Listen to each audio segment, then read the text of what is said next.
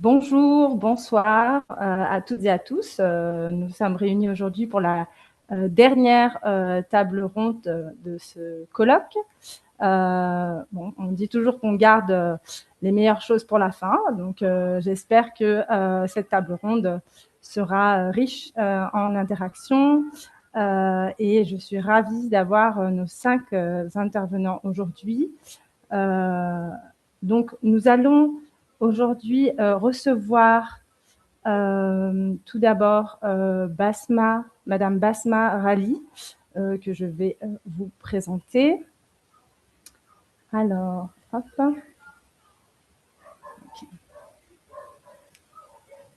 Alors, Madame Basma Rali est docteure en didactique du français langue étrangère et responsable pédagogique des parcours du Master 2 ingénierie du français langue étrangère et langue d'Asie orientale et d'ingénierie du français langue étrangère à l'université Paris-Cité. Elle est spécialiste de la formation de formateurs et elle a mené des actions en France et à l'international auprès de l'Agence universitaire de la francophonie, de l'Académie de Nancy-Metz et de l'Institut français du Liban, ainsi qu'au sein de plusieurs universités libanaises. Nous sommes bien sûr ravis de vous recevoir aujourd'hui et nous allons maintenant écouter votre intervention qui va porter sur comment favoriser l'expression orale d'un public sinophone grâce au projet vidéo. Et vous allez nous parler donc des mini-vlogs, une pratique pédagogique pour développer la compétence orale en contexte hétéroglotte. Je vous laisse la main. Je vous remercie, Leïla, et je remercie également les organisateurs pour ce colloque. Voilà. Et effectivement, donc pendant ces 2 journées, nous approfondissons, là que nous avons passé à approfondir la réflexion sur l'innovation du FLE dans l'enseignement-apprentissage de l'oral en FLE et notamment dans les contextes hétéroglottes. Dans le cadre de cette table ronde, moi je voudrais partager avec vous l'un des projets sur lesquels j'avais travaillé avec mes étudiants en tant que responsable pédagogique, comme vous l'avez bien dit, Leïla. Et mes étudiants, ils se spécialisent, eux, en ingénierie du FLE et en Asie, d'Asie orientale et ingénierie du FLE, donc avec lesquels on s'est posé la question suivante. Euh, euh, Comment faire dans un contexte hétéroglotte, justement, et comment faire pour favoriser l'expression orale chez un public, notamment sinophone. Alors, le public sinophone est attire particulièrement nos étudiants. Et là, dans ma présentation, je voudrais commencer par présenter un peu le contexte dans lequel ce projet a été proposé, puis les défis du public pour enfin prendre le temps de développer le projet. Alors, en fin de leur parcours, les étudiants, ils font un stage long et ils partent entre 4 et 6 mois, probablement à l'étranger, mais certains aussi restent en France. Et parmi eux, certains choisissent la Chine, où ils sont invités à mettre en place en pratique tous les apprentissages durant le master. Et ils se retrouvent face à des jeunes qui souhaitent apprendre le français, mais qui sont trop peu confrontés à l'authenticité du français oral, comme nous l'a bien dit ou le dit bien Corinne Weber. Et ce français auquel ils sont confrontés ne ressemble pas beaucoup à celui qu'ils retrouvent en France. Et cette expérience, justement, crée chez les apprenants sinophones un vrai choc quand ils arrivent en France et qu'ils découvrent cette grande différence entre les deux français appris et pratiqués. Et malheureusement, dans le contexte hétéroglotte, mes étudiants n'ont pas la possibilité de s'appuyer en dehors de la classe sur des pratiques du français parlé, comme c'est le cas en France. C'est pourquoi ils avaient justement trouvé des solutions et à la fois tenir compte des défis de ce public. Alors, parmi les défis du public sinophone, il y a évidemment la difficulté phonétique, mais aussi culturelle. Et quand la barrière culturelle, elle empêche la communication orale dans une perspective actionnelle pour ce public. Effectivement, quand on veut proposer des formations basées sur une approche actionnelle, la finalité de la formation est que les apprenants acquièrent de solides bases en expression orale pour pouvoir communiquer efficacement en français dans des situations authentiques. Par contre, le passage d'un apprentissage traditionnel auquel est habitué ce public vers une approche, euh, une pédagogie active, reste un grand défi, entre autres à cause de la question du silence. Mais en fait, cette question du silence est généralement présente chez le public d'Asie orientale et habitué à un enseignement basé sur la méthode traditionnelle et qui laisse peu de place à l'oral. Mais pour ce public, effectivement, ce temps de silence, il est vu plutôt comme un temps nécessaire de réflexion et de préparation avant la prise de parole. Ce que parfois on a du mal à comprendre face à des temps où on se dit, mais allez, on est en communication, pourquoi les gens ne réagissent pas? Avec mes étudiants, on s'est posé la question suivante, comment favoriser l'expression orale chez ce public en particulier, le public sinophone? Et la proposition était les jeux vidéo. Et ces jeux vidéo sont inscrits évidemment dans une pédagogie de projet qui nous facilite beaucoup la tâche et elle permet justement de générer des apprentissages à travers la réalisation d'une production concrète.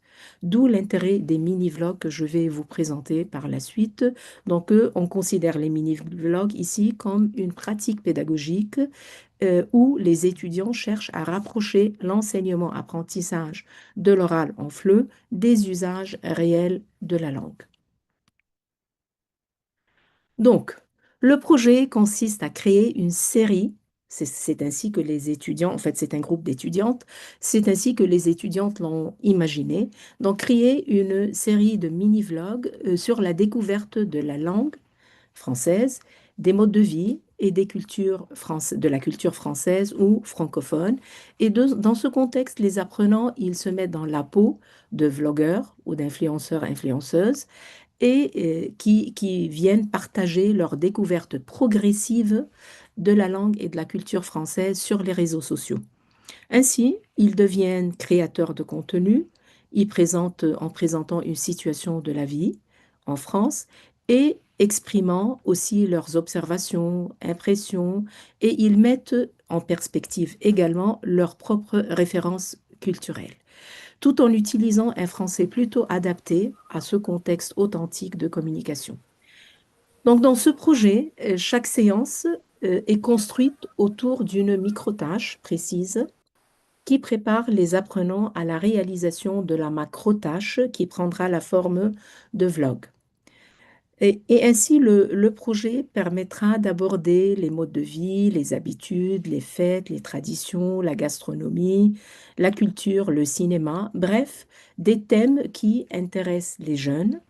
Et à la fin du projet, les étudiants auront réalisé un ensemble de vidéos qui matérialisent leur progrès linguistique. Voilà. Excusez-moi, si je peux me permettre, est-ce que je peux diffuser, peut-être partager vos slides uniquement, puisque sur votre écran, on a plusieurs informations en Ouais, même temps. Est-ce que vous voulez que je partage uniquement bien sûr, euh, bien sûr, bien la sûr. présentation? Ok, très bien. Alors, je vais juste revenir. Hop, et vous me dites, n'hésitez pas à me dire si je ne suis pas sur la bonne slide. C'est la 7. Je suis sur la 7. D'accord, très bien. Ici, hop. Et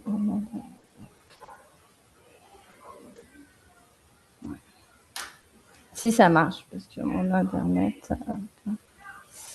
si vous voyez, ouais, c'est un peu lent. Est-ce qu'il faudrait que j'arrête le partage de mon côté ou c'est bon? J'ai envie de partager de mon côté, mais je vais tenter. Hop. Mhm. Non. Vous pouvez retenter si vous voulez juste de nous partager les slides, si c'est possible.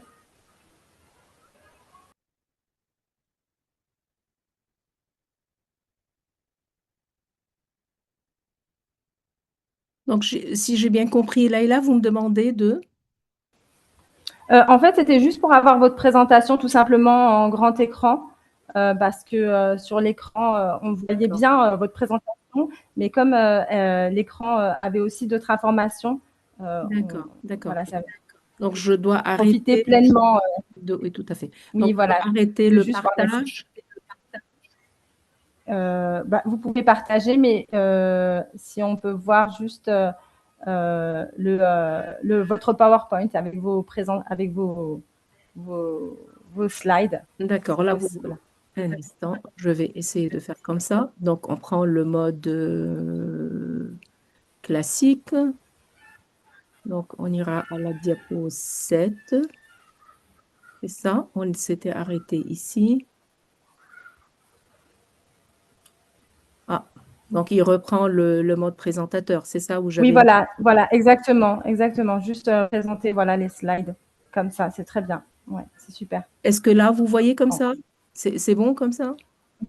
Oui, j'aurais juste aimé avoir voilà juste voilà la slide comme ça en grand écran si c'est possible Là, en mode là, c'est bon? présentation. Ça vous va comme ça?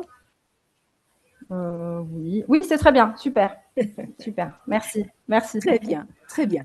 Alors là, on arrive à la tâche, justement, c'est un module qui a été conçu par une étudiante, l'une des étudiantes, demoiselle Rosa Zhang, qui elle-même, elle est française d'origine chinoise, donc sensible à la question. Et elle, que je remercie évidemment. Et dans son module, elle propose justement cette tâche comme tâche finale. Vous êtes influenceur, influenceuse francophone, né sinophone. Vous réalisez un mini-vlog d'1 à 2 minutes pour présenter une fête ou une tradition française à vos amis chinois. Donc, on part dans cette approche actionnelle, justement. Voilà. Et le module, il est conçu en quatre séances. À la première séance, le public est exposé à un montage de courtes vidéos sur les différentes fêtes françaises en France. Voilà. Et on demande aux apprenants de repérer le petit travail qui se fait, puisque c'est un niveau, pardon, j'ai oublié de dire que c'est un niveau A1 plus A2.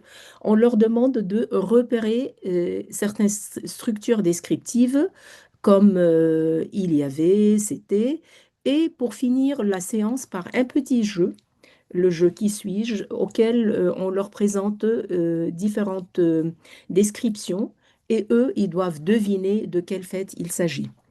À la séance 2, donc je ne sais pas si c'est bon comme ça, à la séance 2, les expose cette fois-ci à une vidéo authentique d'une vraie influenceuse qui parle d'une expérience personnelle, sa participation à un événement, et on travaille sur le rituel de communication et comment elle fait pour saluer, situer, raconter, décrire, conclure.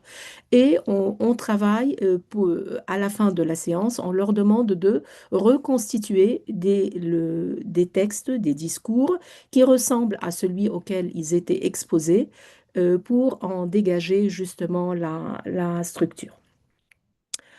Et puis le présenter devant la classe. À la séance 3, on fait un travail plutôt sur le passé composé. Et on reprend le même extrait avec la même influenceuse, mais on travaille d'une façon particulière sur le repérage du passé composé pour passer à la conceptualisation et la systématisation du passé composé, pour pouvoir enfin leur demander de raconter une fête chinoise cette fois-ci, mais en 5 phrases à leurs camarades. Donc une petite production en binôme où chacun peut prendre la parole facilement. On arrive à la séance 4 Et là, on est justement, on va les exposer à différentes illustrations, images de fêtes françaises, et on va leur demander de compléter la fiche d'identité de ces fêtes-là. On trouvait le nom, le lieu, les particularités, les spécialités. Et ils viendront là encore présenter cette petite fête avec des structures justement ciblées. Et là, on arrive à pardon, voilà, on arrive à la tâche finale, à la réalisation de la tâche finale.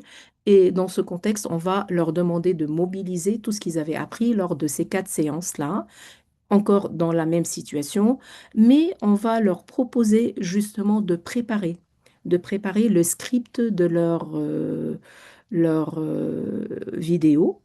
Et ainsi, on aura un peu dépassé ce défi et cette difficulté culturelle qu'ils avaient à prendre la parole justement en direct, en live. Voilà. Donc, si on se pose la question, ce que permet l'apprentissage par projet articulé autour de la réalisation de mini-vlogs, on aura en fait 3 résultats attendus. Donc, d'une part, on aura fait préparer un apprentissage organisé autour d'une tâche sociale authentique et motivante pour ce public. Ensuite, on aura mis les apprenants en situation et par la suite, ils deviennent eux-mêmes acteurs et créateur d'un contenu qui montre la progression justement vécue en langue. Et le troisième objectif et résultat attendu, c'est de réduire leur anxiété face à la prise de parole à l'oral et justement atténuer la peur de perdre la face à un public inconnu. Voilà. Donc, en conclusion, créer des situations authentiques dans un contexte hétéroglotte reste un défi. Vous le savez bien, on en parle depuis 2 jours, que c'est jamais évident de travailler des situations authentiques. Mais là, l'idée qu'on a trouvée avec les étudiants, l'idée de concevoir, de créer des mini-vlogs, permet quand même une certaine pratique pédagogique innovante dans lesquelles ils deviennent créateurs, comme on l'a dit, mais aussi médiateurs culturels, puisqu'ils sont là entre les deux cultures, les deux contextes sociaux. Et ça nous permet de travailler l'oral dans des conditions proches de la réalité, même si ce n'est pas vraiment la réalité, mais on la rapproche, on fait que ça se rapproche.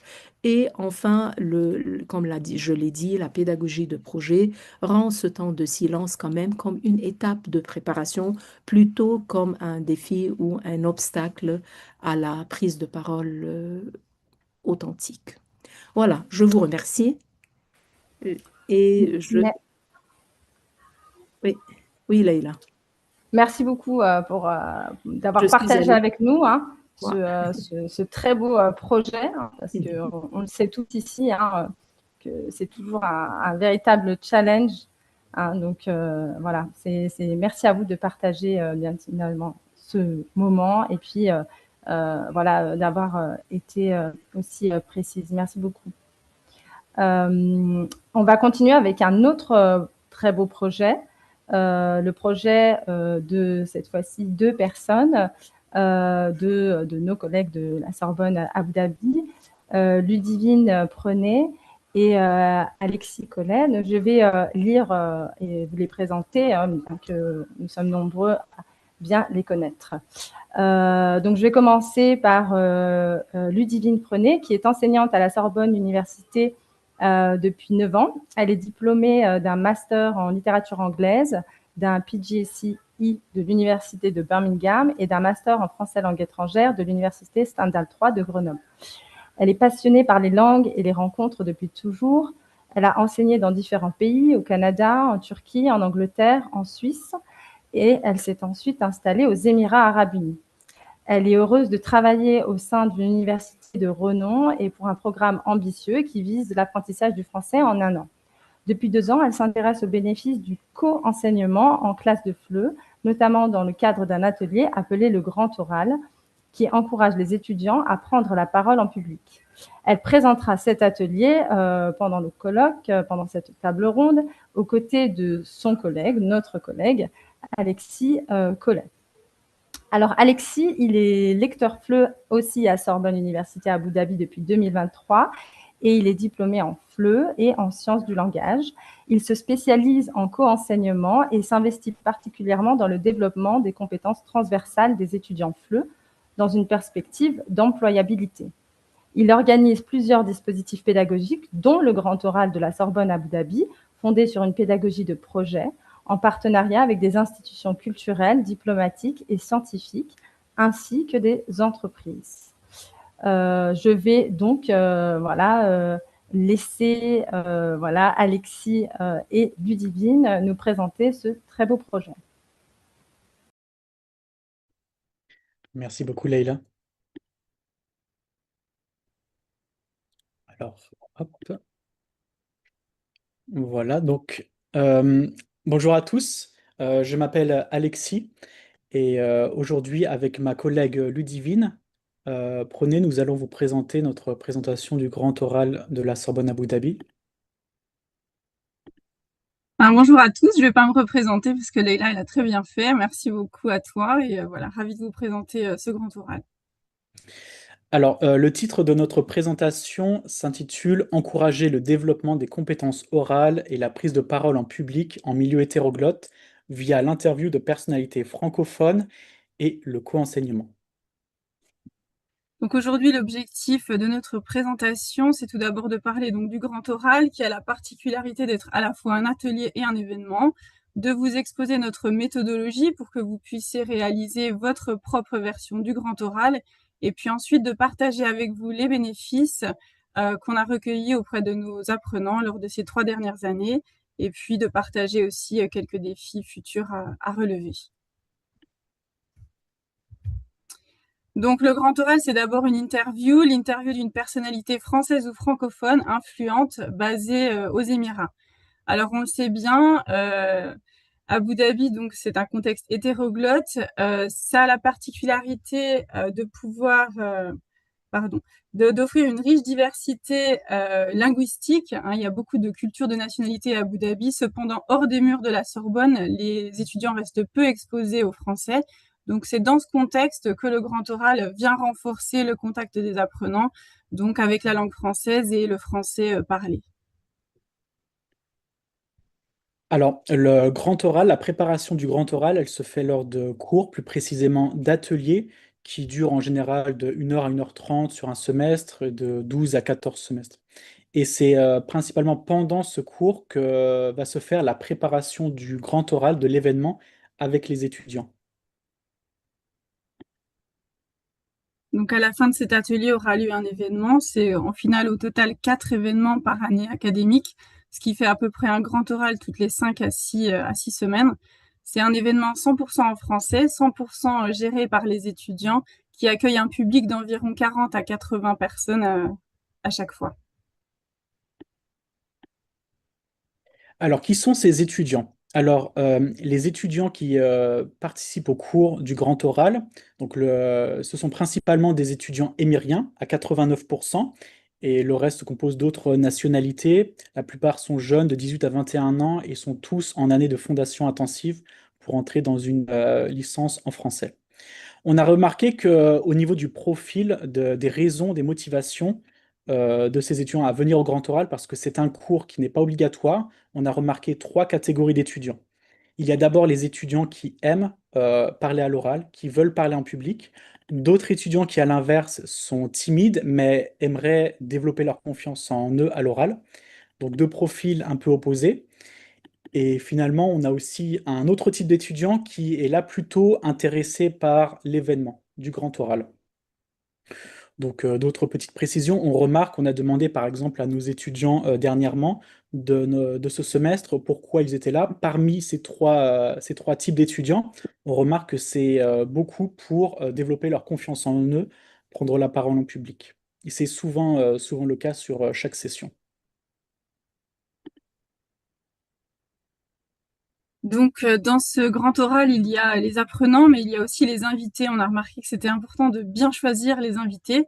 Alors, bien sûr, on a de la chance que des invités prestigieux s'intéressent à notre événement et s'intéressent à nos étudiants, mais il faut en amont s'assurer de leur grande expérience, mais aussi de leur grande bienveillance, puisque l'oral, c'est une compétence de prise de risque pour les apprenants. Donc voilà, s'assurer de la bienveillance des invités est clé.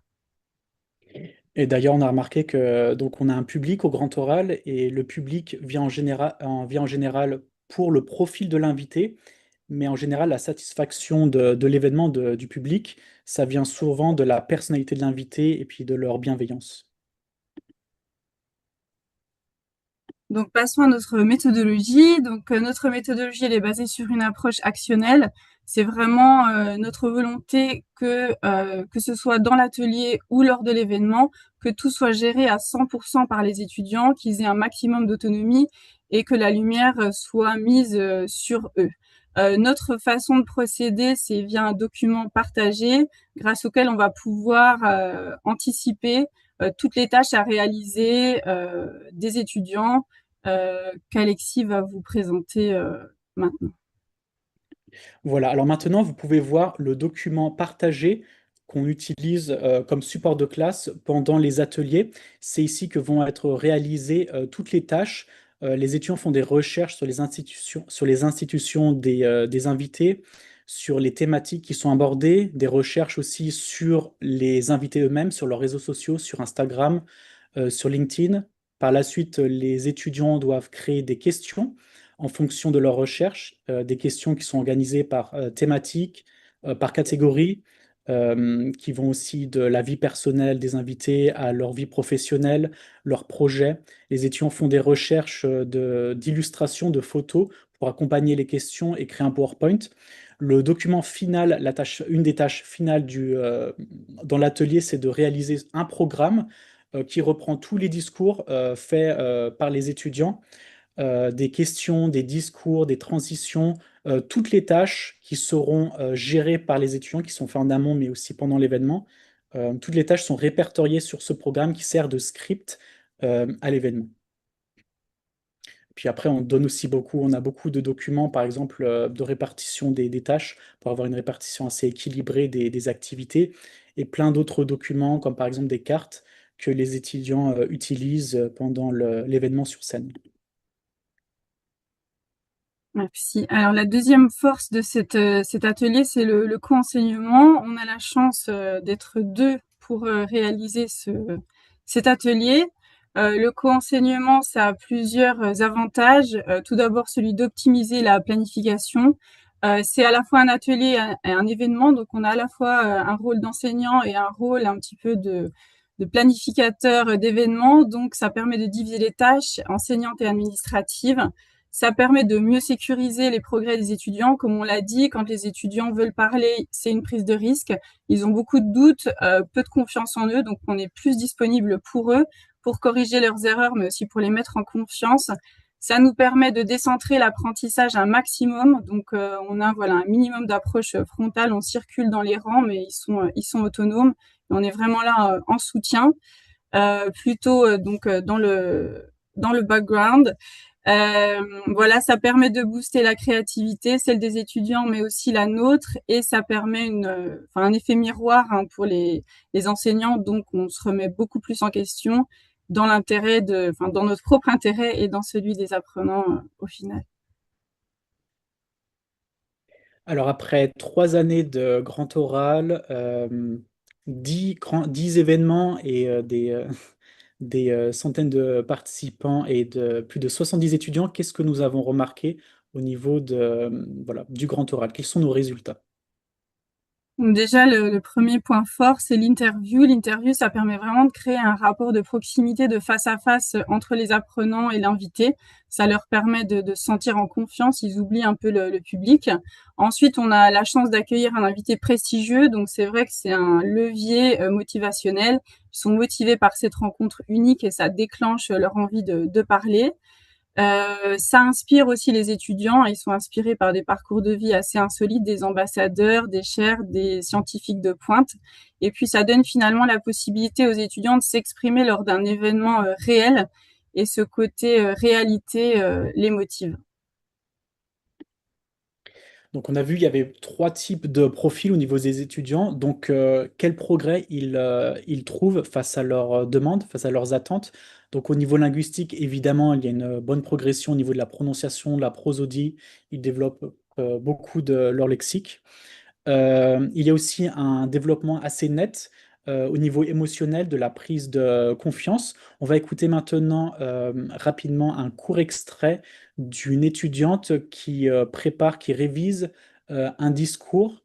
Voilà, une étudiante qui avait un profil qui était assez timide et qui a finalement progressivement dans l'atelier amélioré sa confiance en elle. On va l'écouter. Ok, Khouloud, quand tu es prête, on t'écoute. Alors, attendez, hop, maintenant vous allez pouvoir entendre.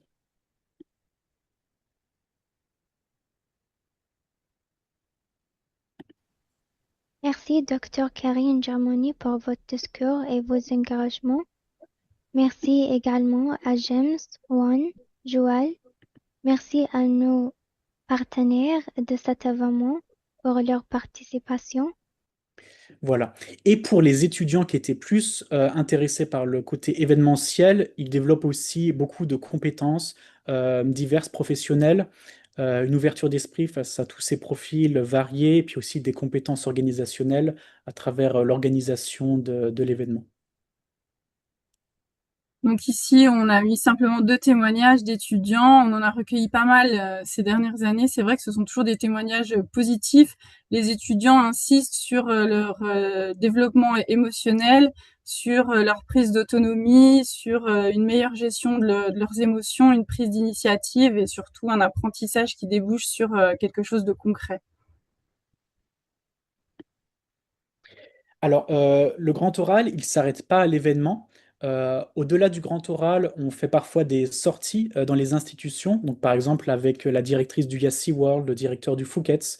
Donc, on continue, les échanges continuent. Ils continuent aussi sur les réseaux sociaux parce qu'on fait des posts, les étudiants repartagent les posts, on les tag sur les posts. Donc, tout ça, ça permet de, voilà, de booster leur employabilité. Ça permet aussi de créer une communauté entre nous, les étudiants et nos invités. Alors, quels sont les défis qu'on rencontre au grand oral? Alors, il y a les compétences transversales. On essaye progressivement de donner de plus en plus de compétences, de responsabilités et de tâches aux étudiants, mais certaines tâches demandent, comme par exemple de la supervision, de s'auto-superviser. C'est des tâches, des compétences qui demandent beaucoup de temps à acquérir. Il y a aussi les problèmes d'ego. On l'a vu, il y a principalement il y a deux types de profils qu'on rencontre, des étudiants qui veulent prendre la parole, qui aiment l'oral et d'autres qui voudraient aimer l'oral, qui voudraient prendre plus la parole en public. Donc il faut réussir à concilier ces deux profils. Et on a aussi voilà, des défis au niveau de la gestion du stress. Donc la gestion du stress, on s'est rendu compte que c'était vraiment clé de gérer le stress des étudiants, puisque même les étudiants qui sont bons linguistiquement ont parfois du stress et une peur de s'exprimer à l'oral face à un public. On a mis en place des fiches d'anticipation. Ces fiches d'anticipation, normalement, elles sont dédiées à un public d'enfants autistes qui ont des difficultés sociales, mais ça permet de favoriser en fait l'anticipation de nos étudiants. Ils ont peur de réagir à l'invité, comment réagir à l'inconnu. Donc, ils vont pouvoir anticiper cet inconnu et préparer des réponses potentielles. On met en place aussi des séances de musique binaurale. C'est une musique calme, apaisante qui permet en fait à l'étudiant de se visualiser l'événement et sa place dans l'événement pour anticiper et réduire son stress. Voilà. Bon, les absences, c'est jamais agréable de gérer les absences pendant les événements, donc les étudiants doivent être prêts à s'auto-remplacer. Et puis le grand oral, on a un public. Au grand oral, on a un public qui vient et qui revient, et on veut qu'il continue à revenir. Donc pour cela, il faut innover, il faut rendre l'événement plus attractif. Donc on essaye au niveau de la pédagogie d'améliorer notre pédagogie pour les étudiants. On essaye aussi d'améliorer, d'innover pendant l'événement. Par exemple, pendant le dernier événement, on avait créé une activité où une phrase avait été préparée par des étudiants, puis pendant l'événement, le public devait scanner un QR code et écrire des mots pour compléter la phrase que vous pouvez voir sur l'écran. Et ensuite, l'invité était invité à choisir un des mots pour compléter sa phrase et pour la justifier. Donc voilà, par exemple, un exemple d'innovation, c'est de faire participer le public à l'événement.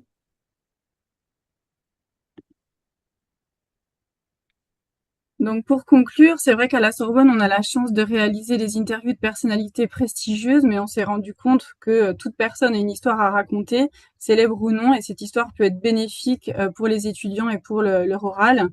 Le grand oral a permis de développer les compétences orales des étudiants, mais aussi la compétence interculturelle et surtout de développer un intérêt pour l'altérité, pour l'autre, et donc une tolérance essentielle à tout professeur et tout cours de langue. Et voilà, donc on espère que vous allez copier ou en tout cas vous inspirer de cet atelier pour organiser des interviews dans vos institutions, car comme le disait Coco Chanel, la copie, c'est le succès. On serait vraiment ravis si vous pouviez scanner ce QR code et laisser quelques mots pour nous dire ce que vous pensez de notre présentation. Si vous connaissez déjà le grand oral, pour laisser encore d'autres quelques mots, qu'est-ce que vous en avez pensé? Et puis, merci à tous de nous avoir écoutés. Merci beaucoup, Ludivine. Merci à tous. Merci à Iman, Tiffany, Maud d'avoir organisé ce colloque.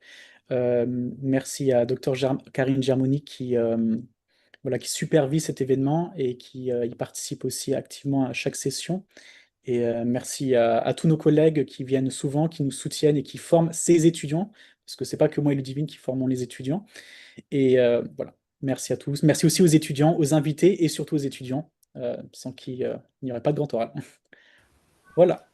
Merci à tous les deux. Merci d'avoir partagé votre atelier parce que c'est l'objectif de cette table ronde en fait. Hein. Bon, là, on le fait de manière virtuelle, donc c'est un peu perturbant, hein, puisque d'habitude, voilà, dans un colloque, on se verrait les échanges très différents. Mais voilà, vous avez réussi quand même à nous partager justement toute la trame qu'il y a derrière, tout ce que vous faites en amont et tout ce qui a été développé pour voilà, faire évoluer ce projet. Donc, merci. Et comme je parle de partage, bien sûr, n'hésitez pas à être actif sur le chat et de partager voilà, vos questions et commentaires. Hein. Il y a mon collègue Salaheddine Adadin qui est en train d'interagir avec vous. Donc, même si on est en ligne, hein, c'est une table ronde, l'objectif, c'est vraiment de passer ce moment avec vous, même si vous me voyez, mais enfin bon, c'est toujours voilà, les limites parfois du travail en ligne, mais c'est comme ça. On va continuer avec cette fois-ci Monsieur Mohamed Sfar, qui va aussi nous parler d'un autre projet. Donc, Mohamed Sfar est enseignant de français langue étrangère et formateur de formateurs.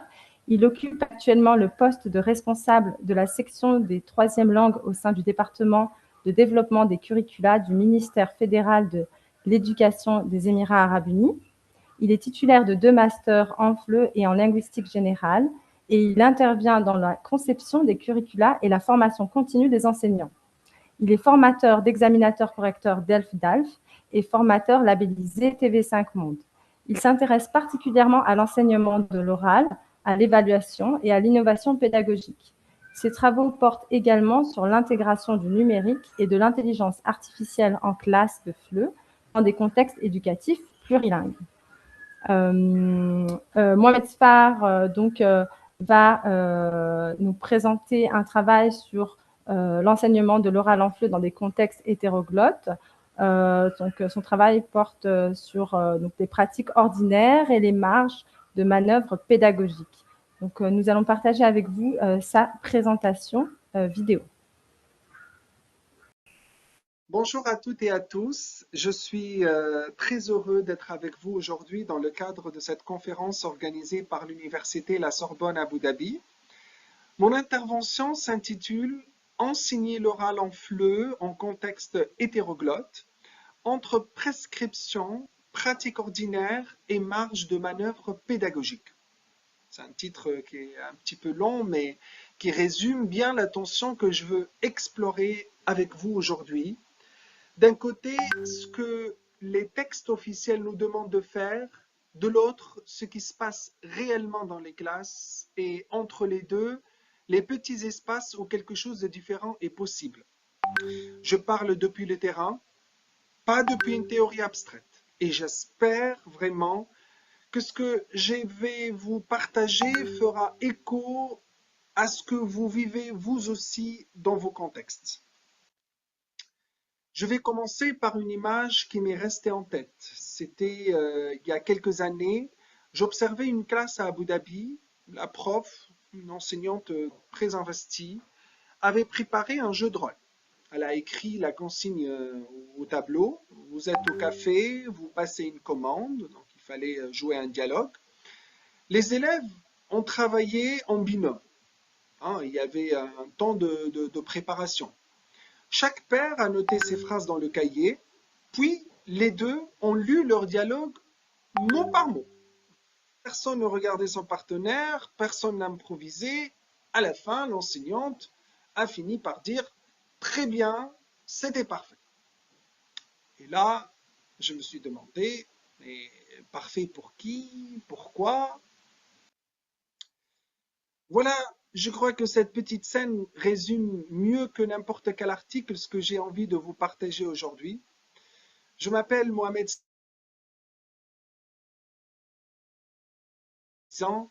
J'ai commencé dans un lycée public en Tunisie, puis j'ai enseigné à l'Institut français de Tunis, à l'Alliance française d'Abu Dhabi, dans une école publique émirienne.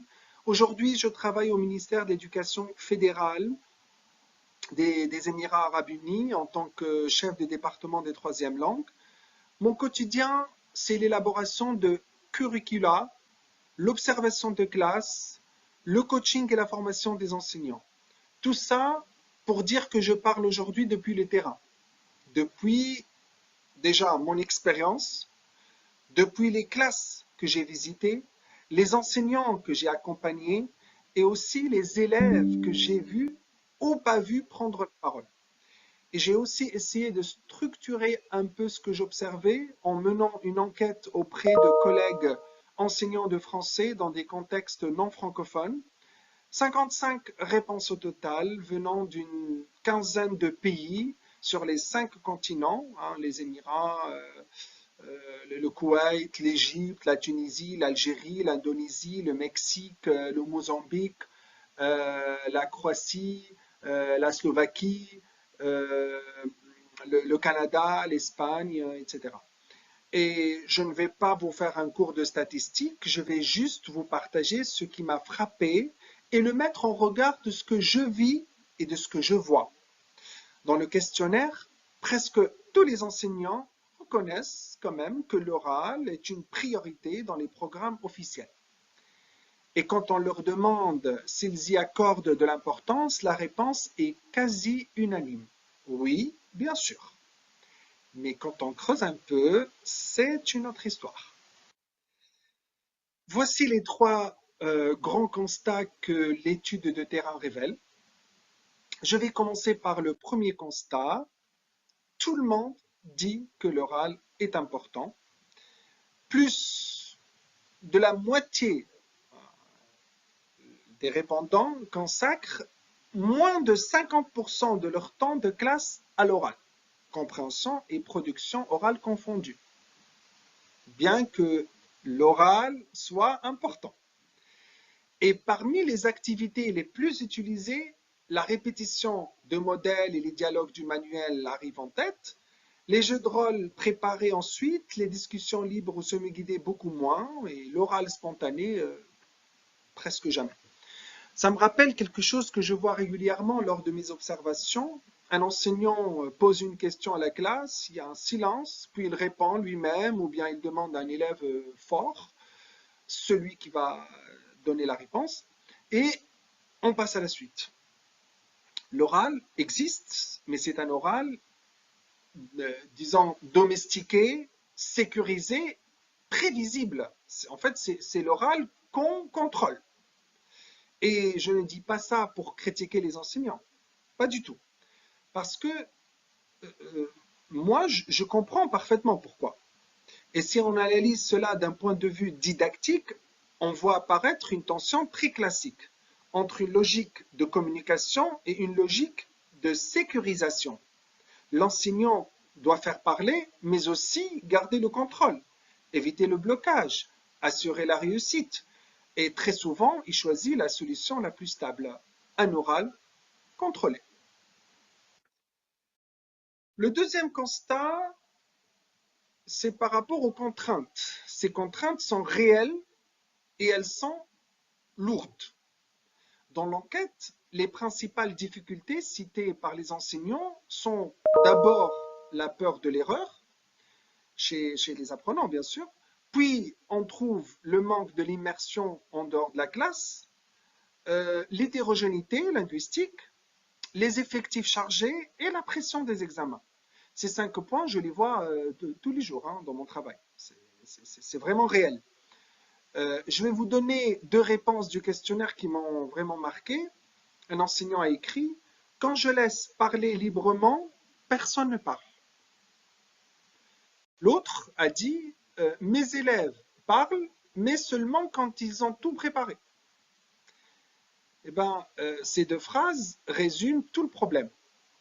Dans un cas, l'oral libre ne fonctionne pas. Dans l'autre, il fonctionne, mais il n'est plus vraiment libre. Donc la question n'est plus faut-il faire parler? C'est pas ça la question. Mais quel type d'oral est réellement possible en classe? Prenez l'exemple de l'hétérogénéité. Dans les écoles publiques émiriennes, par exemple, où j'observe les classes, les élèves ont tous l'arabe comme langue maternelle. Donc, a priori, c'est homogène. Mais ce que je vois, c'est que les niveaux en français sont très inégaux d'un élève à l'autre, parfois dans la même classe A1. Certains ont quelques notions et d'autres partent vraiment de zéro. Et l'enseignant se trouve face à un défi réel. Comment lancer une activité orale quand une partie de la classe n'a pas encore les mots pour répondre? Et là surgit quelque chose dont on ne parle pas beaucoup, le recours à la langue maternelle. Dans les observations que je mène, je vois des enseignants qui passent par l'arabe pour expliquer la consigne, pour assurer l'élève, pour débloquer une situation. Et c'est souvent vécu comme un aveu d'échec, alors que c'est parfois la seule façon de faire parler.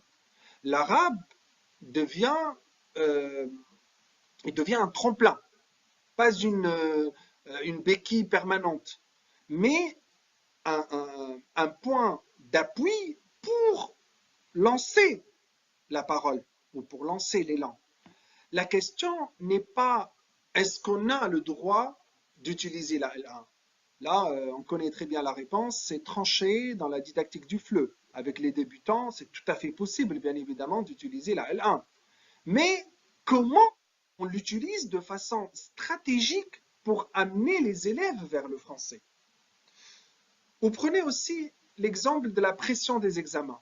En Égypte ou en Tunisie, plusieurs enseignants m'ont dit, et c'est ressorti aussi dans le questionnaire, que l'oral n'est tout simplement pas évalué dans les examens officiels. Alors pourquoi s'y investir au détriment d'autres compétences qui, elles, seront notées? Au Koweït, ou même ici aux Émirats, des enseignants ont dit que leurs élèves n'étaient pas du tout intéressés par l'apprentissage du français. Et là, il faut voir le contexte et le statut du français dans ces pays. Voilà, parfois le problème il est là avant même de parler de méthode. Et puis, il y a le temps. Le manque de temps revient dans presque toutes les réponses. Ce n'est pas une excuse, c'est une réalité. Un professeur avec 30 élèves en classe et 45 minutes à 1 heure maximum pour faire travailler l'oral avec d'autres compétences en même temps, il fait des choix. Et souvent, il choisit ce qui est gérable. Le constat numéro 3, c'est que le français parlé On y croit, mais de loin. Ça, c'est ce qui m'a le plus intéressé dans les réponses. Quand on demande aux enseignants s'ils travaillent explicitement le français parlé, la langue spontanée, les hésitations, l'intonation, les formules courantes, etc., eh ben, beaucoup disent occasionnellement. Et quand on leur demande pourquoi, ils le font peu, les réponses les plus fréquentes sont manque de temps, crainte de déstabiliser les apprenants, et aussi il y a les contraintes institutionnelles. Ça me fait penser à une situation que j'ai moi-même vécue en classe. J'avais un groupe d'adultes à l'Alliance française à Abu Dhabi. À un moment, je leur ai fait écouter une vraie conversation entre deux Français, hein, des natifs. C'est pas un dialogue de manuel. C'était une conversation authentique avec des je sais pas, des phrases qui ne se terminent pas, des liaisons qu'on n'entend presque pas. Et là, blocage. Je vois les regards qui changent, je sens la confusion et un apprenant m'a dit, mais ça, on ne nous l'a pas, on nous l'a jamais appris en fait. Et cette phrase, franchement, elle m'a marqué parce qu'à ce moment-là, je me suis dit, mais en fait, c'est vrai. Pendant des mois, je leur ai proposé un français très propre, très clair, très structuré, mais pas forcément le français qu'ils vont entendre dehors. Et du coup, dès qu'ils sont confrontés à la façon dont des natifs parlent vraiment, ils ont l'impression de ne plus rien comprendre. Comme si tout ce qu'on avait fait avant en classe ne leur servait plus vraiment. C'est un écart qu'on crée nous-mêmes sans toujours le vouloir. Et dans mes observations aujourd'hui, je vois la même chose. Des enseignants qui évitent les documents authentiques par peur de perdre les élèves. Des enseignants qui simplifient tellement la langue qu'elle ne ressemble plus à ce qu'on parle vraiment. Et pourtant, beaucoup de ressources existent, beaucoup de documents authentiques. Je pense par exemple à enseigner.div5monde.com, une plateforme avec des leçons toutes prêtes pour tous les niveaux à partir de vidéos authentiques. J'en parle souvent dans mes formations et la réaction que j'entends le plus souvent c'est « Oui, mais pour les A1, une vidéo avec des Français qui parlent vraiment, c'est quand même difficile. » Et là, je réponds toujours la même chose. La difficulté n'est pas dans le support, elle est dans la tâche. Un extrait vidéo authentique avec une consigne simple comme regarde la vidéo et dis-moi combien de personnes tu vois, ou bien combien de fois tu entends le mot bonjour, etc. Ce genre de tâches sont accessibles à n'importe quel A1. Ce qu'on fait, c'est en fait, il faut adapter ce qu'on demande aux élèves de faire avec le document, pas le document lui-même. Et c'est une différence fondamentale. Je ne dis pas qu'il faut balancer un extrait de débat politique à des A1. Je dis que le réflexe de tout simplifier avant même d'essayer et prive surtout les apprenants d'un contact avec la langue telle qu'elle vit vraiment. Alors, qu'est-ce qu'on fait? Je ne vais pas vous proposer une solution miracle, mais je vais vous partager quelques convictions que j'ai construites au fil du temps entre ce que j'ai fait en classe, ce que j'ai observé chez d'autres et ce que les réponses de l'enquête m'ont confirmé. Première conviction, scénariser l'oral spontané. Le paradoxe de l'oral spontané, c'est qu'il se prépare. Quand je dis spontané, je ne veux pas dire sans filet. Je veux dire créer des situations où les élèves ne savent pas exactement ce qu'ils vont dire, mais où ils ont les ressources pour le dire. Concrètement, j'ai vu une collègue faire quelque chose de très simple avec des A2 à Dubaï. Elle leur donnait une photo et elle leur demandait de raconter à leurs voisins ce qu'ils voyaient. Pas de consigne écrite, pas de modèle à reproduire, juste une image et 2 minutes. Et les élèves parlaient, ils commettaient des erreurs, mais ils parlaient. Ce n'est pas grand-chose, mais c'est déjà autre chose que lire des dialogues recopiés au tableau. C'est ce que j'appelle spontané. Ce n'est pas sans préparation, c'est un espace où l'élève ne sait pas exactement ce qu'il va dire, mais où il a les moyens de le dire. Deuxième constat, c'est assumer la progressivité. On n'est pas obligé de passer directement à des jeux de rôle guidés à l'improvisation totale. Il y a des étapes. On peut commencer par des amorces, des situations semi-ouvertes, des contraintes légères qui laissent quand même une marge de liberté. C'est ce que j'appelle avancer avec prudence, mais avancer quand même. Parce que rester dans le confort total des dialogues préétablis, c'est protéger l'enseignant, pas l'apprenant. La troisième et la dernière conviction, former à partir du terrain. Former autrement. Et là, je parle en tant que formateur. Ce qu'on dit souvent aux enseignants dans les formations, c'est vous devriez faire plus d'oral authentique, plus d'improvisation, moins de manuel. Et les enseignants hochent la tête, ils rentrent dans leur classe de 30 ou 35 élèves avec 2 heures de français par semaine et ils font comme avant. Parce qu'on ne leur a pas donné les outils, on leur a donné l'idéal. Ce qu'il faut, c'est partir de leur réalité, partir de leurs contraintes et chercher avec eux des marges de manœuvre, pas des solutions idéales, des solutions possibles. Dans le questionnaire, les besoins les plus cités sont concevoir des tâches orales réalistes, gérer l'oral spontané et travailler le français parlé. Ce ne sont pas des besoins abstraits, ce sont des demandes très concrètes. Des enseignants qui disent « Aidez-moi à faire quelque chose de différent, mais montrez-moi comment ». Valorisé dans les textes, il reste sous-outillé dans les pratiques. Ça, c'est un constat général. Je voudrais revenir à la scène du début, l'élève qui lit ses répliques, les yeux dans le cahier. Est-ce que c'est de sa faute? Non. Est-ce que c'est de la faute de l'enseignante? Non plus. C'est le résultat d'un système où l'oral est valorisé dans les textes, mais sous-outillé dans les pratiques. C'est ce qu'on peut changer. C'est peut-être ça, donner aux enseignants non pas des injonctions, mais des ouvertures, des petits espaces où quelque chose de plus vivant peut se passer. Parce que j'ai aussi observé des classes où ça marche, où un élève qui n'a jamais osé parler prend la parole pour la première fois en hésitant, en cherchant ses mots et où l'enseignant le laisse faire, sans l'interrompre, sans corriger tout de suite. Et à ce moment-là, il se passe quelque chose qui ressemble à de la vraie communication. C'est pour ça qu'on fait ce métier, non? Merci beaucoup pour votre attention. Merci à Mohamed Sfar pour cette présentation très intéressante.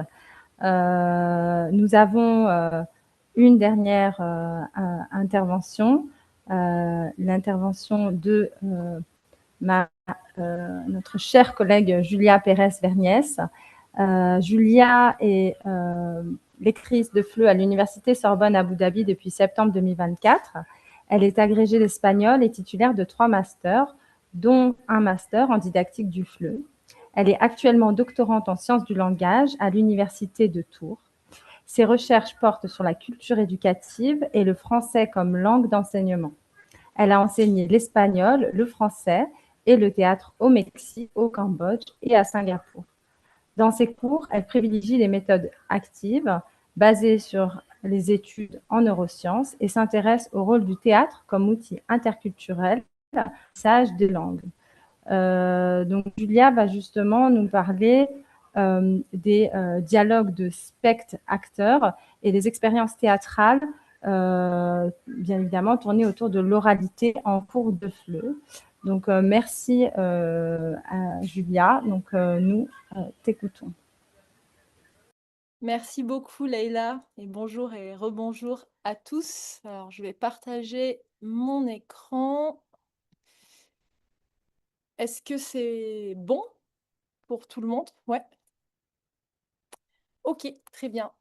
Donc je vais commencer. Dans cette table ronde, je vais vous présenter un atelier que j'ai mis en place, un atelier théâtre en FLE que j'ai mis en place à la Sorbonne Abu Dhabi auprès de nos étudiants en première année. Donc en French Foundation Year, donc la première année d'apprentissage du français intensif. Pour introduire le théâtre, en milieu hétéroglotte, en fait, on l'utilise souvent comme un substitut pour créer des échanges pseudo-authentiques dans une perspective actionnelle. C'est-à-dire que, oui, nos étudiants, ils vont pas pouvoir aller interagir avec des personnes en dehors de la classe, donc on essaie de recréer ces situations-là dans le cadre du théâtre. Mais pourtant, et c'est ce que soulignait Mohamed tout à l'heure dans sa présentation, ça se limite souvent à un exercice d'écriture, de mémorisation, de récitation, de lecture expressive. Et donc, en fait, paradoxalement, on perd cette authenticité et cette spontanéité qu'on recherchait initialement en voulant créer une interaction théâtrale.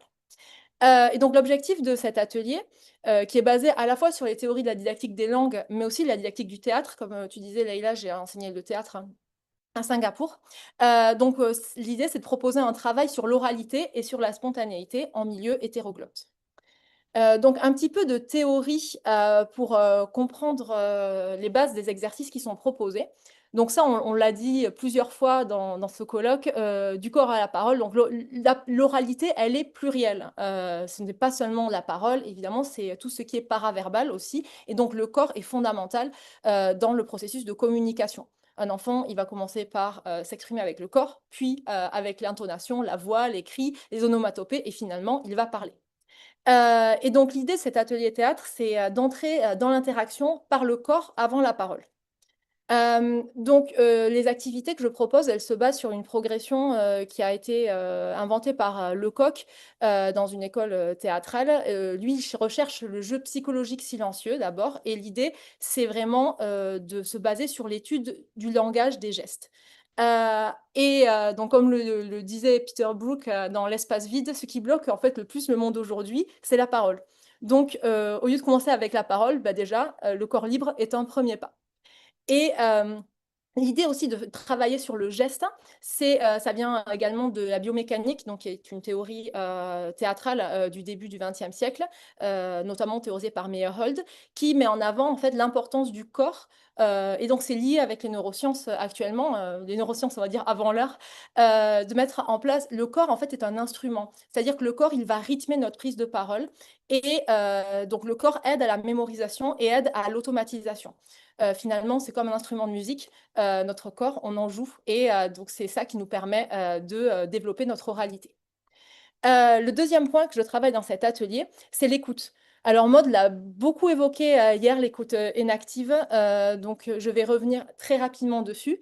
La théorie de l'inaction, donc c'est une théorie scientifique de base qui met en avant que tout système biologique vivant, il évolue et se transforme grâce à ses interactions avec l'environnement. Donc si on transfère cela dans une situation de communication, lorsque moi j'émets un message, que ce soit un message par parole, mais également par geste, en fait, moi, j'ai une idée de mon message émis, mais la personne que j'ai en face ne va pas forcément recevoir le message de la manière dont je l'ai émis. Et donc, l'idée, c'est que finalement, on se forme mutuellement au contact de l'un de l'autre, et on construit le sens commun.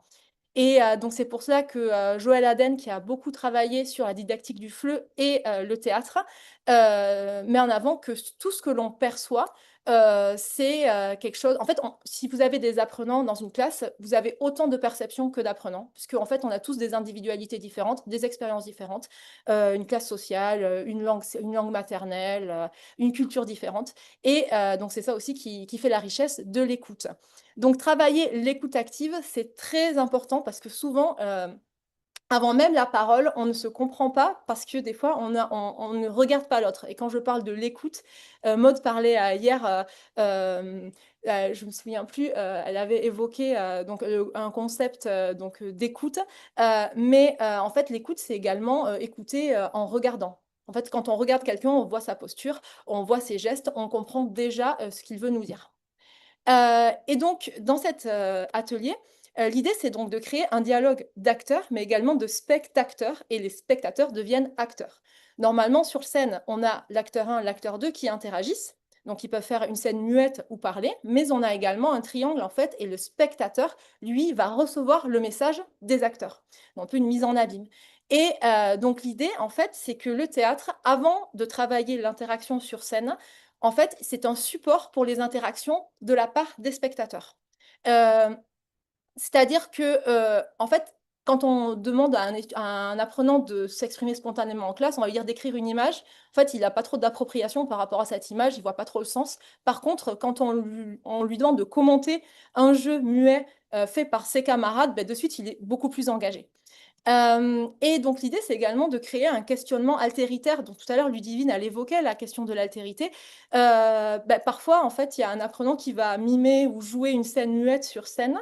Et en fait, ce qu'il a voulu dire, ça va pas forcément être perçu de la même manière par les spectateurs ou par certains spectateurs, selon leur culture, sur leurs émotions. Et l'idée, c'est aussi de discuter de ça. Et donc finalement, d'ouvrir les étudiants à l'interculturel et à l'altérité, à d'autres manières de voir le monde. Enfin, le concept des neurones miroirs qui était également évoqué par Maud hier dans la VR, c'est un petit peu le même principe. En fait, quand on regarde, quand on est spectateur, on se projette et en fait, on va même anticiper parfois les paroles ou les gestes des personnes que l'on regarde puisqu'on s'identifie. Et donc, évidemment, là, on travaille déjà en fait la communication de manière, on va dire, miroir. Donc voilà un petit peu toute la théorie qui a mené à cet atelier. Dans mon contexte, donc comme je vous disais, ce sont des étudiants en première année de français, en contexte hétéroglotte, et c'est un atelier d'1 heure par semaine, 14 séances cette année. J'ai une quinzaine d'étudiants, niveau A2, B1+, selon le niveau du semestre. Et ce sont des étudiants, à la fois des étudiants émiriens et certains étudiants internationaux, donc avec différentes nationalités. 70% de filles, 30% de garçons. C'est assez important aussi, puisqu'en fait, ils n'ont pas forcément parfois les mêmes réactions. Donc ma progression maintenant. Donc il s'agit d'un travail sur le corps, comme je disais, progressif, avec une place centrale donnée à la pratique du spectateur. Les 4 premières séances, elles sont primordiales. Vraiment, c'est là que en fait, se joue tout l'atelier, puisque on va d'abord faire un travail muet, comme je vous disais, sur l'oralité, avant de travailler la parole sur scène. Et en fait, ces activités, elles vont être vraiment basées sur la construction de l'esprit de groupe et la désinhibition. Sana a parlé hier justement des problèmes qu'on peut avoir avec certains étudiants du golf sur perdre la face, puisque souvent ils sont quand même dans des postures de représentation. Alexis parlait des égos aussi tout à l'heure, donc c'est un petit peu ça. Et en fait, quand on se met en groupe, quand on fait un travail d'échauffement en groupe et un travail sur le corps, finalement, au bout d'un moment, on se désinhibe, puisque en fait, tout le monde va le faire. Et finalement, on le fait entre nous. C'est pas quelque chose de public et cela permet de construire l'esprit de groupe. Et la première production orale, donc ça va donner lieu à une première production orale qui va être finalement des commentaires. Ça va être des commentaires, ça va pas être les étudiants sur scène. Donc là aussi, en fait, ils prennent la parole sans forcément se rendre compte qu'ils parlent, puisqu'ils commentent des scènes muettes. Et ensuite, progressivement, sur scène, on va commencer à travailler la parole avec des exercices en mettant en avant de plus en plus de la spontanéité. Donc déjà un travail sur la voix, donc on peut faire un travail transitoire avec des intonations, juste des mots-clés qui sont dits, non pas forcément des phrases. Ensuite, parfois je leur donne des fiches d'appui avec des expressions idiomatiques dont Sébastien hier parlait de la phraséologie. Donc on peut inclure des stratégies de phraséologie là-dedans. Et finalement, en fait, on arrive vers la fin de l'atelier à des improvisations de moins en moins préparées, en sachant que les improvisations que je leur donne en général sont connectées avec le vocabulaire qu'ils ont appris en cours de français général au fur et à mesure de l'année. Et donc, chaque séance, elle débute de la même manière, donc par un échauffement. Comme je vous disais, c'est pour reconstituer l'esprit de groupe. On fait un échauffement collectif qui est de plus en plus centré, enfin, on commence par le geste, mais de plus en plus centré sur la parole au fur et à mesure qu'on avance dans la progression. Et en aval, après la pratique théâtrale, on a toujours un dialogue avec le public qui permet finalement de confronter les interprétations et qui, en fait, tous les étudiants, ils ont vraiment envie de parler parce qu'ils sont curieux de savoir si leur interprétation de la scène était la bonne, s'ils ont bien compris, et de faire leurs commentaires. Zoom sur quelques activités.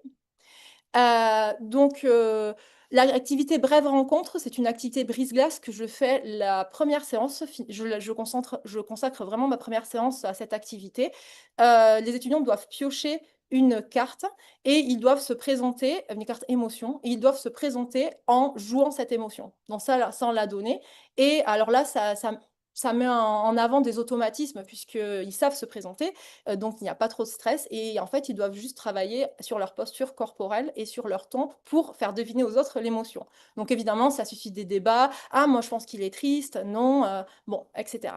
Un deuxième une deuxième activité, c'est pour toi. Ils se mettent en cercle et en fait, ils doivent se faire un cadeau et sans dire ce que c'est et en fait mimer cette remise de cadeau. Et donc chacun se passe le cadeau et change de cadeau. Et ça leur permet aussi de connecter. Une activité qui fonctionne bien, notamment avec nos étudiants émiriens, dans notre contexte, c'est l'adieu au bateau. C'est une activité masquée. Donc, en fait, ils ont un masque blanc neutre. C'est une activité qui est mise en avant dans l'école de Lecoq. En fait, je demande à un étudiant d'aller sur la scène et il doit masquer, donc on ne voit pas son visage, il doit faire un adieu à un bateau qui s'en va avec une personne qui est sur ce bateau et dont dire au revoir avec son corps à cette personne. Et les autres étudiants doivent deviner quelle est l'histoire, qui est cette personne, qu'est-ce qu'il ressent. Et là, vraiment, le fait d'avoir le masque, cela fonctionne. Enfin, déjà, ça permet de développer vraiment tout ce qui est corporel, puisqu'on n'a pas de mimique. Et la deuxième chose, c'est que les étudiants sont protégés en fait avec un masque et ça en débloque pas mal. Ensuite, donc des activités de doublage aussi qui fonctionnent assez bien. Donc des activités, par exemple, les spectateurs doublent avec ou non des appuis et une scène muette qu'ils ont vue. Donc on a deux étudiants qui vont jouer une scène muette. On va discuter sur l'interprétation de cette scène, qu'est-ce qui se passe, où est-ce qu'ils sont. Et ensuite, certains étudiants vont doubler cette scène. Donc ça fonctionne aussi pas mal. Petit à petit, donc on organise des improvisations muettes ou parlées avec certaines contraintes qui sont tirées au sort. Donc, le type de contrainte, par exemple, je peux leur donner comme contrainte un lieu. Donc, en fait, ils peuvent inventer leur histoire, mais ils doivent, par exemple, être dans un supermarché. Et donc, ils doivent adopter toute leur posture corporelle et leur manière de communiquer au lieu. Une autre contrainte peut être des personnages, on peut leur donner des rôles, des situations, retrouvailles, disputes, etc. Et donc, en général, ce que je fais, c'est que d'abord, je leur fais jouer en muet et ensuite, je leur fais mettre les paroles dessus. Et en fait, on a beaucoup moins peur que les autres ne comprennent pas, puisqu'on a déjà discuté, on a déjà mobilisé le vocabulaire de cette scène avant qu'ils la rejouent avec la parole. Donc des premiers résultats observés dans l'attente de vrais chiffres, puisque de base, ça devait être une communication, mais avec le contexte actuel, on est passé en ligne et je n'ai pas pu terminer ma récolte de données. Mais en tout cas, ce que j'ai remarqué, c'est que cet atelier, il travaille vraiment l'écoute. Il y a une écoute renforcée. Les étudiants sont très attentifs. Ils sont beaucoup plus attentifs quand leurs camarades sont sur scène que lorsque, par exemple, je parle. Également, une prise de parole spontanée hors scène. Tous les étudiants commentent, disent « Ah, mais j'ai deviné, en fait, il joue tel personnage » ou « La scène, c'est ça qui s'est passé ». Donc là, vraiment, une prise de parole, on va dire, désinhibée. Et un engagement des étudiants progressif, avec une prise de confiance et des émotions positives, une sociabilisation dans le groupe. On sent que finalement, petit à petit, le groupe se construit et ils partagent une expérience positive qui se retrouve en fait dans leur relation en dehors de la classe. 100% des étudiants jouent leur scène au bout des 4 premières séances, puisque en fait, je ne force jamais les étudiants. Donc en fait, certains choisissent de ne pas le faire la première séance, ce n'est pas grave. Et finalement, on a un effet boule de neige, puisque à partir du moment où il y en a 2-3 qui y vont, finalement, tous vont petit à petit sauter le pas. Et à la fin, celui qui ne l'a pas fait, il se dit, bon, allez, la prochaine fois, je le ferai. Et donc, il y a quand même une dynamique très positive. Des déblocages, notamment avec le masque, qui ont bien fonctionné. Et une oralité qui est en progrès, puisqu'on voit que sur leur travail sur le corps, quand ils essaient de communiquer ensuite, même quand ils parlent, ils font attention à leur posture et donc en fait, ils mettent en phase leur corps, leur langage corporel avec leurs paroles. Quelques limites cependant. Le temps de l'atelier est trop court. En fait, en 1 heure, c'est assez compliqué, puisqu'on fait, on sent que le groupe il se constitue, que on va dire la mayonnaise prend, et puis c'est déjà la fin, donc c'est dommage. Gérer l'utilisation aussi de toutes les langues, parce que souvent, bah, ils veulent vraiment communiquer, et puis dont certains, ils peuvent passer à l'anglais quand ils commentent des scènes. Évidemment, l'idée, ce n'est pas du tout de les frustrer, mais de faire en sorte que cette communication hors scène, elle se fasse évidemment en français, puisque c'est la communication principale. Finalement, ce n'est pas non plus un remède miracle, c'est-à-dire que bon, des étudiants voilà, qui ne maîtrisent pas le vocabulaire ou qui ne maîtrisent pas certains champs lexicaux, ils ne vont pas apprendre à parler français juste à travers cet atelier théâtre, mais par contre, c'est très positif au niveau de la prise de parole et de l'écoute et de la confiance en soi. Voilà, je vous remercie et je vous laisse ma bibliographie. Merci beaucoup, Julia, pour cette présentation vraiment intéressante. Merci à tous les 5. Nous avons quelques minutes pour répondre aux questions. Alors, il y a eu plusieurs questions, bien évidemment. Je voulais tout d'abord peut-être poser une question liée, puisque vous avez des projets de production orale qui impliquent du public, que ce soit les apprenants qui sont eux-mêmes dans la salle de classe, ou un public extérieur dans le cas du grand oral. Comme Mohamed Sfar l'expliquait, ça peut être aussi tout simplement, comme au théâtre, un autre apprenant. Dans quelle mesure ce public peut constituer un frein ou un levier pour promouvoir justement le dispositif, pour motiver vos apprenants? Puisqu'on a parlé, Mohamed Sfar a parlé aussi de l'interaction entre la formation du prof, l'interaction entre le professeur et l'apprenant. Mais vous avez parlé des différentes personnalités, Ludivine Prenet en a parlé aussi, de la personnalité qui joue.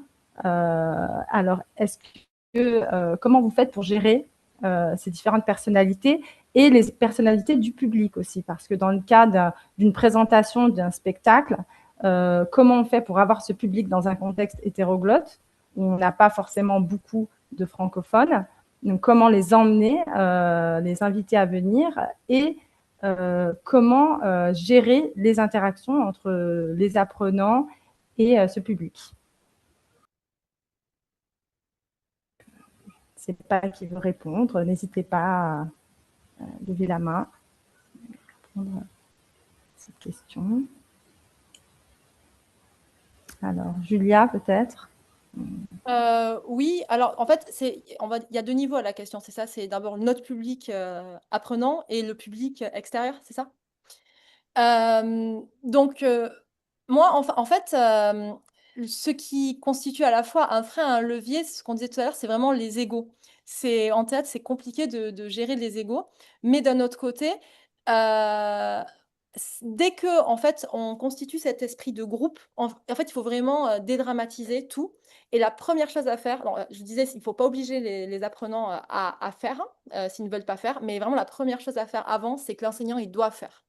C'est-à-dire que, en fait, si je leur demande de faire quelque chose et que je ne suis pas capable de le faire, il vaut mieux pas leur demander. Et c'est vrai que l'enseignant a quand même une stature devant les étudiants. Et quand il voit que l'enseignant, en fait, bah oui, il va jouer, il va changer sa posture, il va parfois être ridicule. En fait, ils se rendent compte que ce n'est pas grave et qu'on est en safe space, on va dire. Et là, il commence à se lâcher.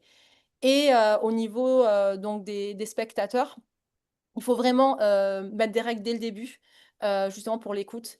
Il faut faire en sorte, par exemple, si on commence à avoir des ricanements ou des choses comme ça, moi, j'arrête direct. Et il faut vraiment être très strict au début pour justement on va dire, ce groupe, il se constitue et qu'ils aient confiance. Voilà. Merci, Julia. Ludivine, vous voulez répondre? Donc oui, donc par rapport, nous, c'est vrai que pour le grand oral, on accueille une audience. Et c'est vrai que c'est, comme tu disais, à la fois un frein et un levier. C'est-à-dire, le frein, c'est que forcément, ils ont peur de parler devant ce public. Et le levier, c'est qu'en fait, s'ils y arrivent, ils se dépassent eux-mêmes, en fait. Donc c'est vraiment ça. Donc finalement, c'est bien de garder cette double contrainte, entre guillemets. C'est à la fois l'un et l'autre. Et si on dépasse ce frein, et ben finalement, on se dépasse soi-même et on y arrive. Donc c'est vrai qu'on utilise ça de manière positive, comme un dépassement de soi. En fait, vous allez y arriver, vous allez parler devant 30 personnes. Voilà, ce sera incroyable, ce sera une expérience unique, une expérience réelle. Donc, en général, si le public est bienveillant, et ce qui est le cas, voilà, ça entraîne quand même une motivation au final, une motivation qui est en fait qui est un frein jusqu'au jour de l'événement où ça prend vraiment la motivation. Et c'est un peu pareil pour nous, en fait, quand on doit s'exprimer, même pendant un colloque, on a ce stress. Et finalement, quand on est bien préparé, et ben, ce stress, on le transforme en motivation le jour de l'événement, en fait, et on se dépasse, on prend sur nous. Merci Ludivine. Mohamed Sfar, réponse. Bonjour. Alors, moi, j'ai un petit peu parlé, j'ai parlé de ça, surtout pour la motivation, parce que moi, j'ai eu, c'est-à-dire deux publics, en tout cas aux Émirats, j'ai eu deux publics totalement différents. Un public adulte à l'Alliance française, de toute façon, qui paye pour apprendre le français, et un autre public des ados dans les écoles publiques, où, disons, la motivation n'était pas au top. Ça veut dire qu'il fallait quand même travailler au début et c'est en continu en fait de répondre à cette fameuse question, pourquoi on apprend le français? C'est pas du tout en fait facile dans un contexte hétéroglotte, surtout aux Émirats où peut-être on parle plus anglais que français qu'arabe d'ailleurs, la langue maternelle parfois, et donc on joue sur ça en classe on a même préparé toute une séquence. Vous pouvez même voir sur ma page YouTube une vidéo faite par les élèves qui s'appelle Why We Learn French. C'est écrit en anglais et c'est traduit aussi en arabe. Donc là, on joue sur ça, on joue sur la mentalité parce que si l'élève n'est pas convaincu pourquoi il apprend le français, eh ben, il va pas l'apprendre. Et pour répondre à une deuxième question, comment faire exister les créations des apprenants en dehors des cours? Eh ben, nous, dans notre programme de français au ministère, on exige aux élèves de préparer une vidéo projet à la fin de chaque unité. C'est un petit peu, on est dans l'esprit de l'approche actionnelle et ils doivent enregistrer une vidéo ou bien un audio, d'accord? Là où, par exemple, ils se présentent, là où il y a deux personnes pour faire un achat ou voilà. Et enfin, je voudrais quand même répondre à la question posée par Myriam, c'est ça? Myriam, voilà. Donc, Myriam demande comment est possible de travailler l'oral, des séquences orales plus concrètes. Eh bien, ici, c'est vraiment une gestion de temps. Parfois, il y a des profs qui sacrifient, par exemple, le temps de la compréhension orale pour travailler, en fait, l'oral. Déjà, question de temps. Et aussi, dans la programmation, nous, de toute façon, au ministère, moi, au curriculum, je prévois une séance à la fin de chaque unité avant de passer à l'unité suivante. C'est un atelier, une fois de production orale et une fois de production écrite, où on peut faire les deux dans une même séance. Et il faut absolument, dans la production orale, totalement éviter, en tout cas peut-être au début, d'accord, mais progressivement s'éloigner du modèle. Je donne un sujet aux élèves, je leur donne un temps de préparation et après ils sont là pour lire ce qu'ils ont appris. Donc c'est plus de la production écrite parce que c'est ce qu'ils ont, c'est de l'oral écrit. En fait, on lit ce que nous sommes en train de écrire, que l'on était en train d'écrire.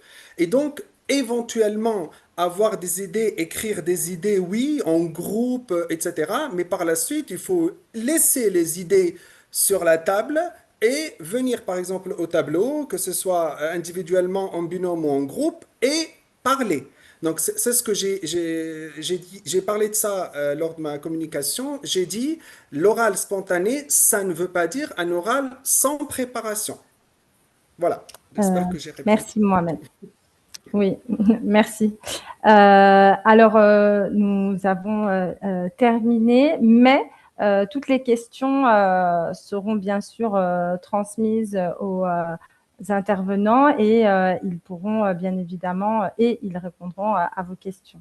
Merci à toutes et à tous d'avoir participé à cette dernière table ronde et bien sûr merci à nos intervenants qui ont été vraiment exceptionnels. Merci.